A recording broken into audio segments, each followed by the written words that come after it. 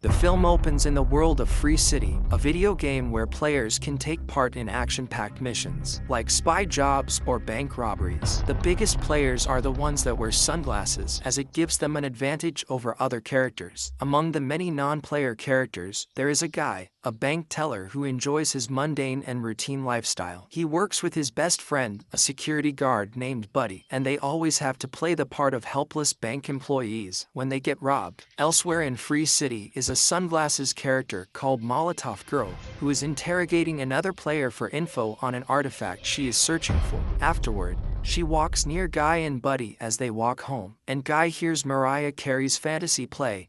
As Molotov Girl walks past him, he comments on the song, which surprises her because she is used to hearing all the stock phrases each non-player character has to say. Guy becomes smitten and follows after her, but is hit by a train, sending him back to his home to relive everything. When Guy goes back to work, the robbery takes place, but Guy decides to do something different and tries to acquire the sunglasses off of a robber, accidentally killing him with their own shotgun, even as the player in the real world tries to take Guy down.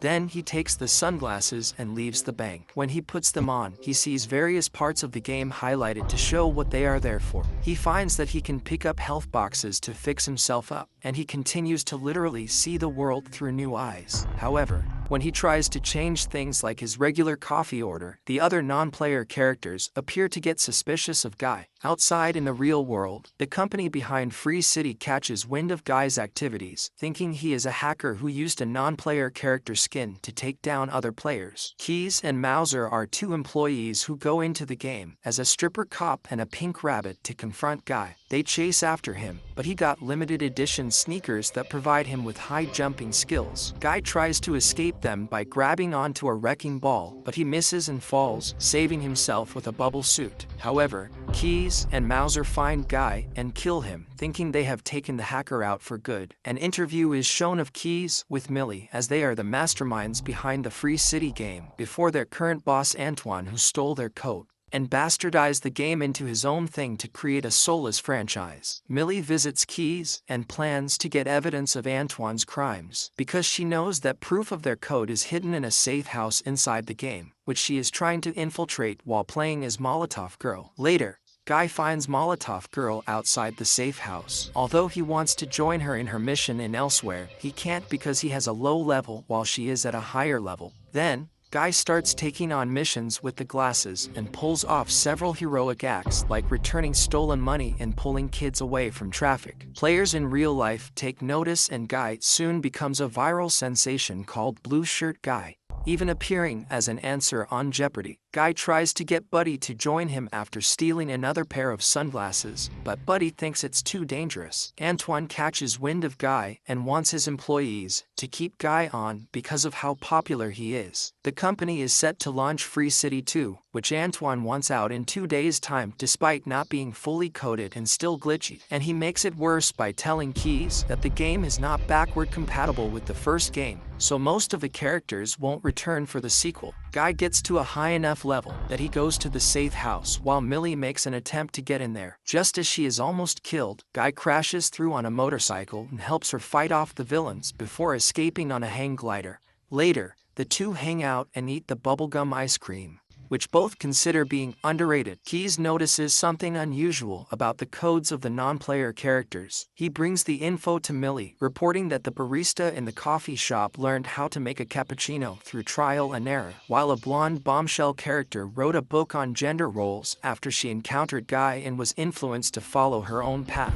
This proves that Antoine stole their code, because their idea for the game that turned into Free City would have had the non-player characters grow and develop over time as they adapt, and that's what Guy has been doing. He also warns Millie that the current world of Free City will be lost once the sequel launches. Millie goes back into the game to bring Guy to the central hub where other players gather, revealing to him that he is just a character in a video game. Once the realization hits him, Guy goes into a funk and loses his cheerful demeanor. He goes to Buddy's house to talk to him about his newfound existential crisis, and Buddy attempts to cheer him up by assuring him that the moment they are experiencing together is real. Buddy joins Guy as he decides to help Millie and get the file she wants. The guard avatar is excited to meet Guy as the player in the real world reacts to seeing him. He basically lets Guy rob him and take what he wants, even asking Guy to kill him, but Guy refuses to do so. He brings the file to Millie, which is the evidence she has been looking for. Guy's no-kill demeanor catches on with players, including popular streamers like Ninja and Pokimane. However,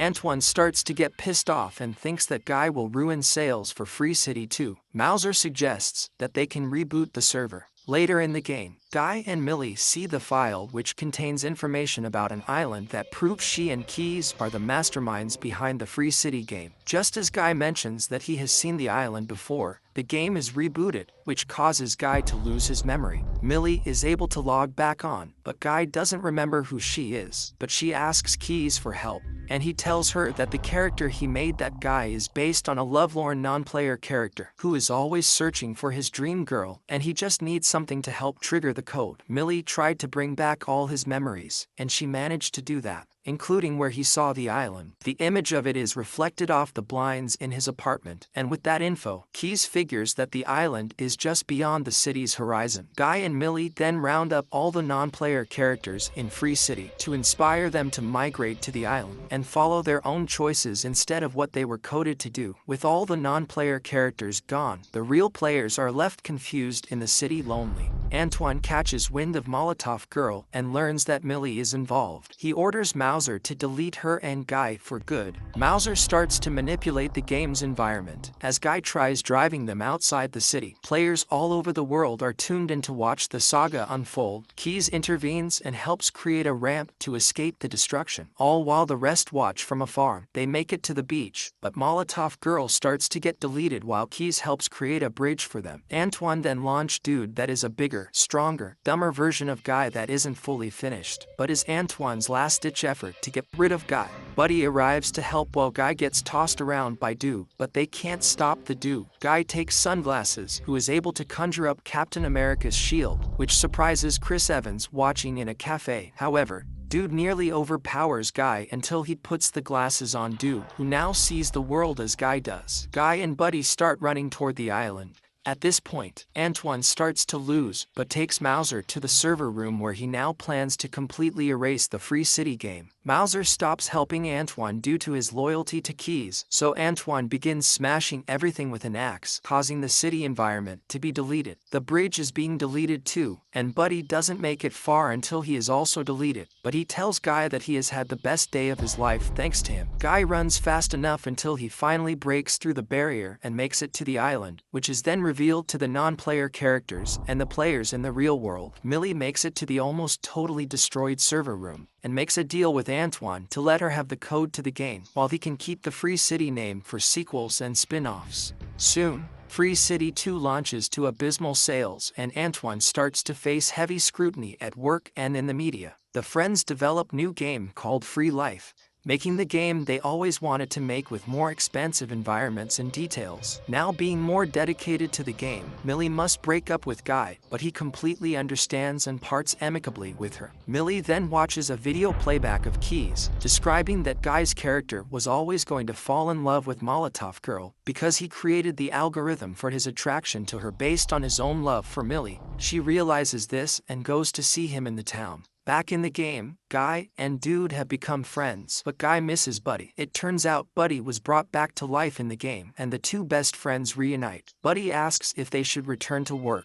but Guy says that they can now go and do wherever they want.